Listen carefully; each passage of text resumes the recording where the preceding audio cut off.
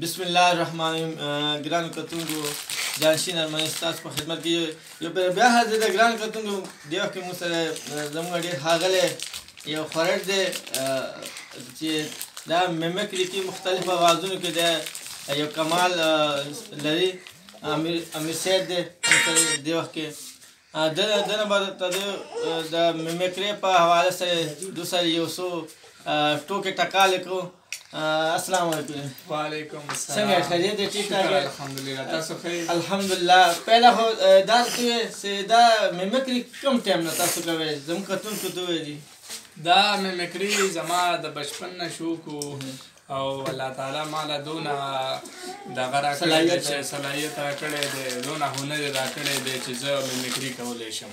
ما دا اورېدی چې د موټو پتلو په اواز کې تاسو ډېر ایزټ بالکل هغه اواز راوباسئ.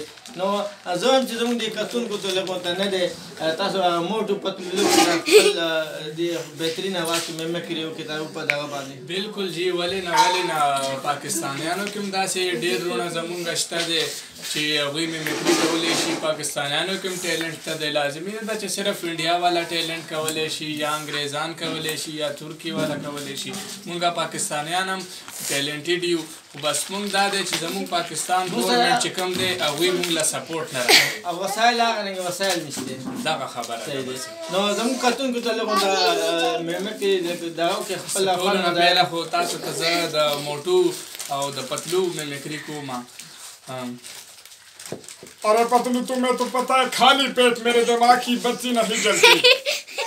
या दिन पर दा डॉक्टर झटका दे आगा मोटू ता बखपल अजबा के लगे हुई. यार मेरे भरा, यार तू क्यों घबराता है यार? तूने आसमान पे जाना है, तूने आसमान के बादल देखने हैं. मैं तुझे ऐसा इंजेक्शन लगाऊंगा कि तू आसमान पे उड़ेगा.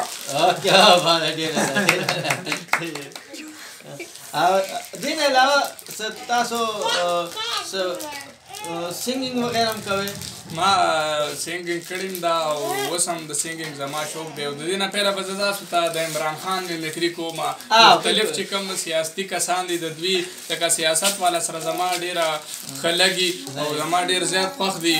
او عمران خان دپاره خو زما دا میسج دی چې عمران خان صاحب تاسو دا کومه مهنګایي چې دغه کړې ده دې باندې تاسو لږ فوکس وکړئ، په دې باندې تاسو لږه توجه ورکړئ او دا کم غریبانان چې دي دې دپاره تاسو د کورونو سره انتظامات وکړئ. دا کم چې په دې جوګیانو کې اوسېږي د دې دپاره تاسو څه وسایل دغه جوړ کړئ یا وړې وړې کمپنیانې راوباسئ. ډېره مننه. خو زه وایم چې دا زموږ کتونکي نه انټرټینمنټ غواړي. تاسو عمران خان په اواز کې دغه وکړئ.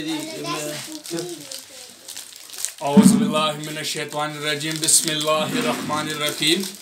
انشاءاللہ میں پرائم منسٹر آف پاکستان آئندہ آنے والے 5 سالوں میں پاکستان ترقی کی بلندیوں کو چھوتا جائے گا. دا عمران خان میمکري دا. دینا بعد زتا ستا د بلاول بټو میمکري کوم. آن صاحب نیا کیا نیا کر دیا آپ نے. پرائم منسٹر آف پاکستان سے میری یہ درخواست ہے کہ آپ یہ چیزیں سستی کر دیں. آپ نے کیا نیا کر دیا ہے؟ ډېره مننه دي. ګرانو کتونکو دا خو موږ سره امیر صاحب اوس په خپل ښکلی انداز خپل ښکلی اواز کې د مختلف کسانو میمکري وکړه. امید لرم چې ستاسو به دا میمکري چې امیر صاحب وکړه ډېره خوښه شوې یم. په ډېره بهانه خپل ملګري جانشین ارماني له اجازه وکړي. انشاءالله که بیا ژوند و بیا تاسو سره ملاقات کېږي د بلې خپرونې سره. د لوی او لایک